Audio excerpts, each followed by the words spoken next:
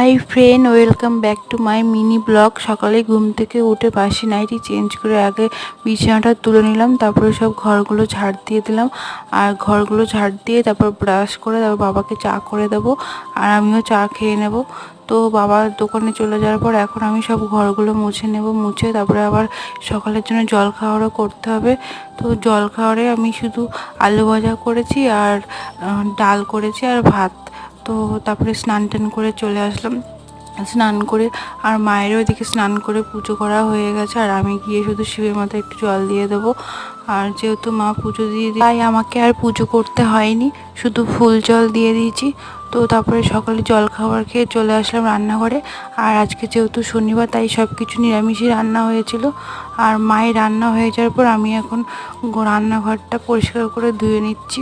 আর ইনি হচ্ছে আমাদের বাড়ির ছোট্ট সদস্য, বাড়িতে কম থাকে, বাইরে বেশি থাকে।